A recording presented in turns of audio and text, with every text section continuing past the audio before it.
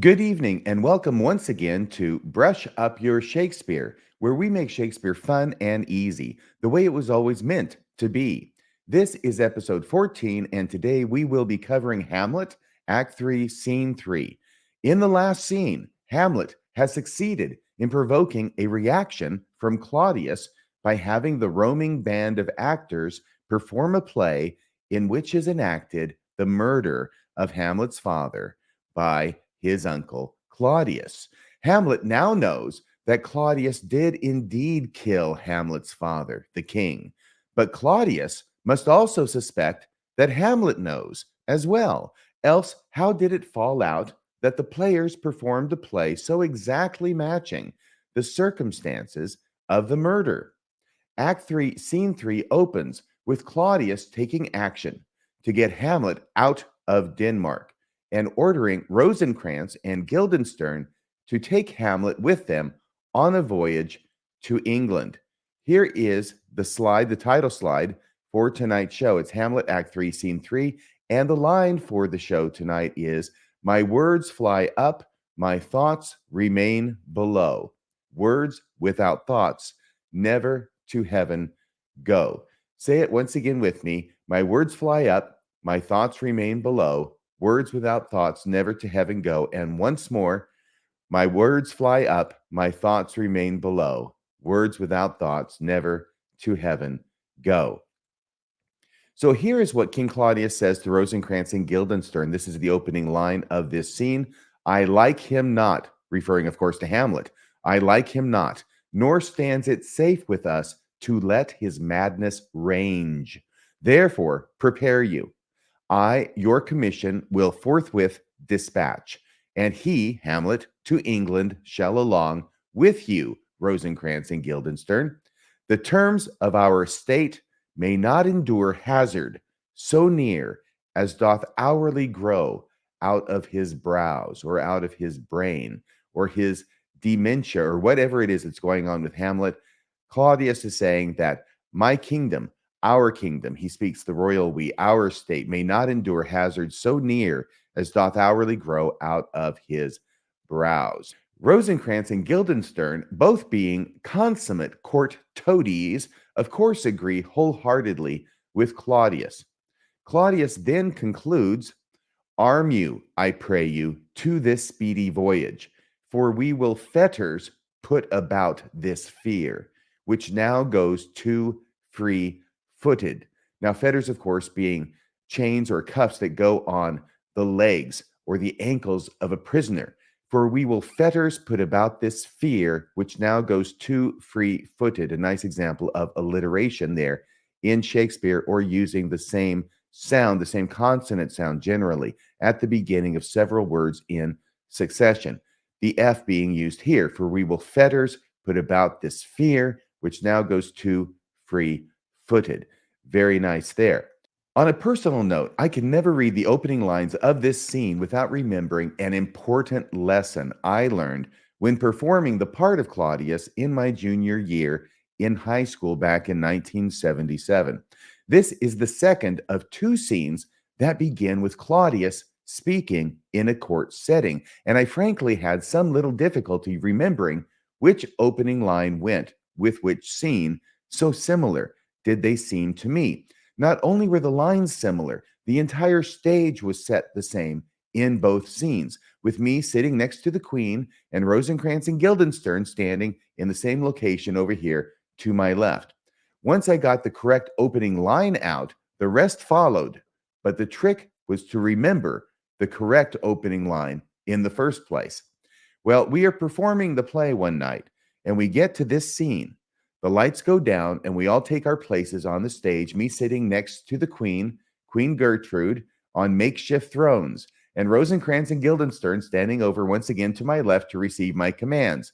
Before the lights came up, however, I was whispering something to Queen Gertrude that I thought terribly funny, but which had nothing to do with the play.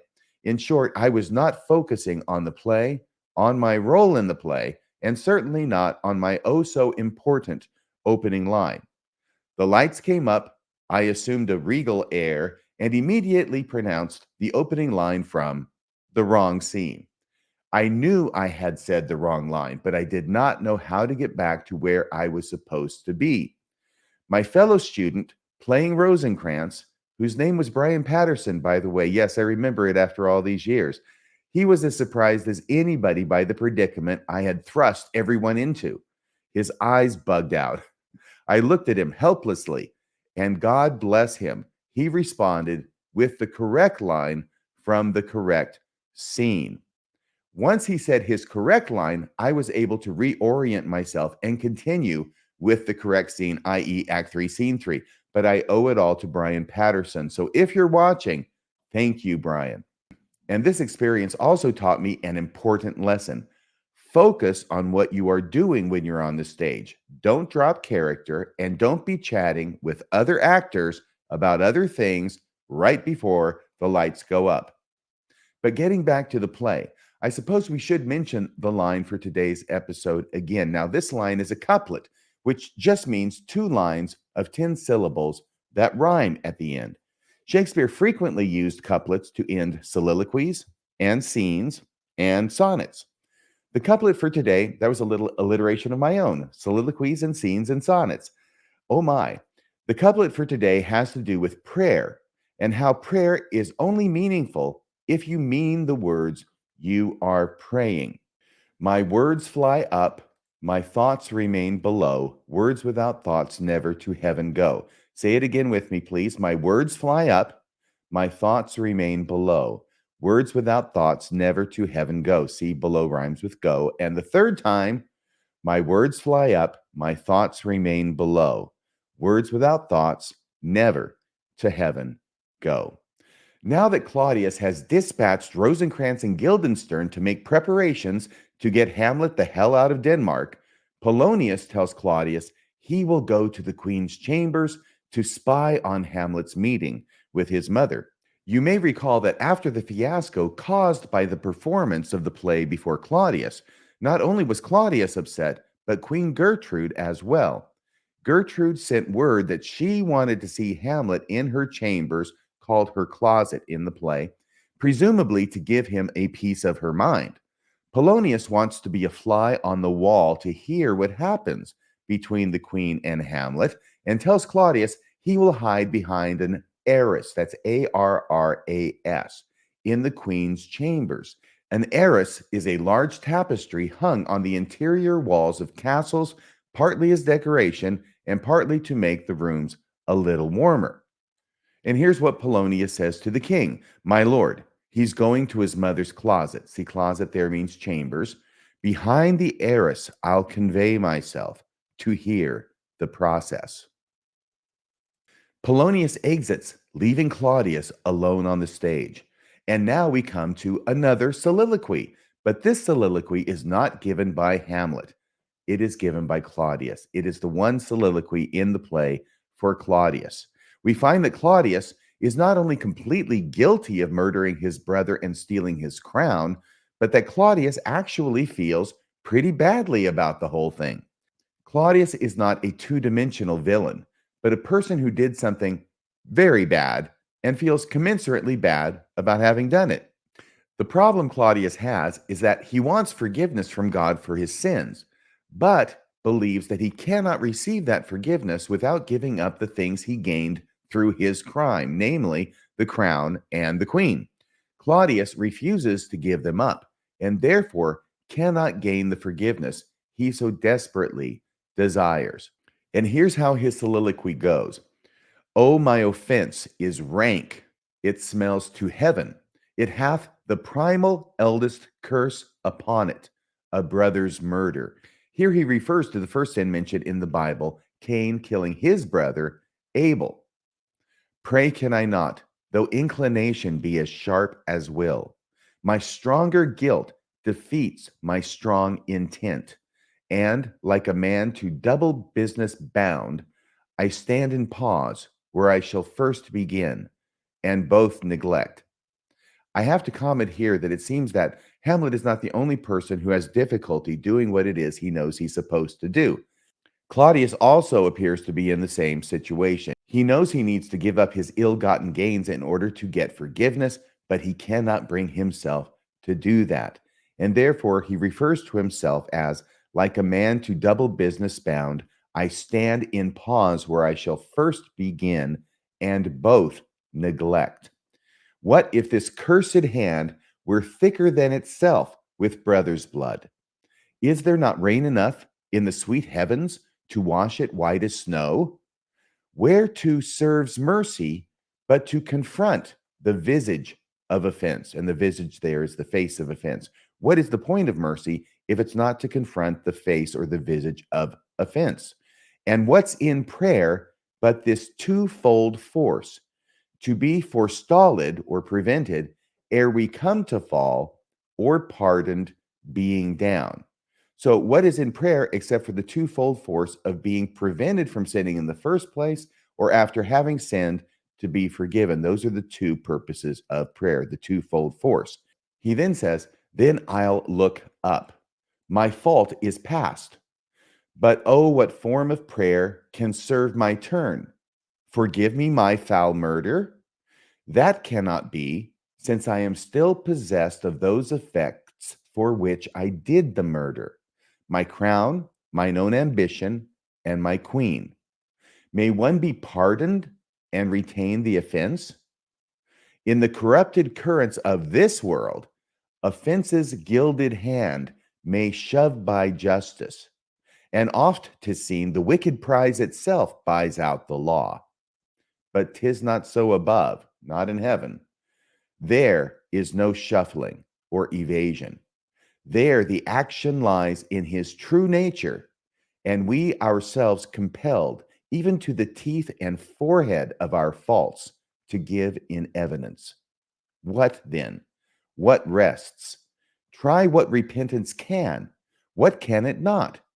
Yet what can it when one cannot repent?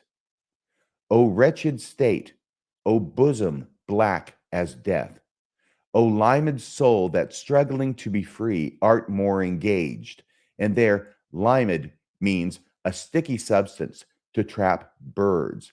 Lime could be spread on branches to catch small birds, and he's referring to his soul as being stuck and caught in a similar way. O limed soul that's struggling to be free, art more engaged or more stuck to that branch. Help, angels, make essay or make the attempt. Bow stubborn knees, and heart with strings of steel be soft as sinews of the newborn babe. All may be well. He kneels, and then he commences to pray silently. As Claudius kneels to pray and bows his head, who should enter the room behind him but Hamlet, on his way to see his mother? This is Hamlet's perfect opportunity to avenge his father. Claudius is alone. He isn't even aware that Hamlet is now in the same room with him. Hamlet advances with his sword raised, ready to give the fatal stroke that will avenge his father's murder, but then hesitates. Why? Because Claudius is in the act of praying. If Hamlet kills Claudius while he is praying, he risks sending Claudius to heaven. How is this revenge for Claudius killing Hamlet's father when Hamlet's father is now in purgatory, burning away the sins that were upon his head when Claudius murdered him? Hamlet says, now might I do it, Pat. Now he is a praying. And now I'll do it. He draws his sword. And so he goes to heaven. And so am I revenged. That would be scanned. And scanned there means examined closely. A villain kills my father, and for that I, his sole son, do this same villain send to heaven. Why, this is hire and salary, not revenge. Or in other words, this is a regular job for which one is paid, not revenge. It's hire and salary. Upsword, Hamlet continues, upsword, and know thou a more horrid hint, or wait for a more horrible occasion. He sheathes his sword now. When he is drunk, asleep, or in his rage, or in the incestuous pleasure of his bed. The incestuous pleasure has to do with the fact that he is a man who married his brother's wife. That's the incest being referred to here. or in the incestuous pleasure of his bed at game, a swearing, or about some act that has no relish of salvation in it. In other words, Hamlet's going to wait until Claudius is doing something sinful so that when he kills him, he will not go to heaven, but to hell. Then, Hamlet says, then trip him, that his heels may kick at heaven, and that his soul may be as damned and black as hell whereto it goes. And so Hamlet exits the stage, continuing his path to his mother's chamber to meet with her. Claudius concludes his prayer with the line for today. Remember the couplet? My words fly up, my thoughts remain below. Words without thoughts never to heaven go. Say it with me again. My words fly up, my thoughts remain below. Words without thoughts never to heaven go. Third time pays for all. My words fly up, my thoughts remain below. Words without thoughts never to heaven go. Wait a second. You mean Claudius's prayer didn't work after all? He did not gain any kind of forgiveness through his prayer? If Hamlet had killed Claudius while he was on his knees, he would not have gone to heaven as Hamlet feared. Hamlet just passed up his golden opportunity to kill Claudius. And why? Because Hamlet, once again, is overthinking things. That would be scanned. Or is he really overthinking things at all? Is it possible to overthink an action as drastic as killing the king? Well, if anybody could do it, it's obviously Hamlet. Now, taken at face value, Hamlet just lost his chance to fully and completely avenge his father's murder because he was concerned his revenge would not be complete if he killed Claudius while praying and sent him to heaven. As events unfold, we will see that foregoing this opportunity may be what ends up costing Hamlet his own life at the end of the play. But if we do not take Hamlet's words at face value, is Hamlet just looking for another reason to avoid doing the thing he has sworn to do? It does seem that Hamlet continues to come up with reasons, some might call them excuses, to not kill Claudius, even when he has him at his mercy. Maybe Hamlet is just not a killer at heart. Maybe Hamlet knows he is supposed to avenge his father's murder, together with all the rage and bloodletting and gore that goes with it, but in his heart of hearts really doesn't have the stomach for the job. Maybe Hamlet is caught between a rock and a hard place, between the rock of the revenge he must obtain and the hard place of his nature that recoils at such an act. And so he makes excuses to avoid doing what he knows he must, and yet what he cannot bring himself to do. Regardless of the reason, Hamlet passes on his chance to whack Claudius and proceeds on his way to his mother's chamber, where we will find both Hamlet and his mother having a rather intense discussion in the next scene. And of course, Polonius will be right there in the same room, hiding behind the arras, so he can listen to every word they say. What could go wrong? Quite a bit, as it turns out, but we will have to wait for the next scene to find out. Well, that's about all for tonight. Please remember to hit the like button, please hit the subscribe button, and please leave a comment below as to your thoughts and ideas. I want to thank all of you who have made a donation to the show.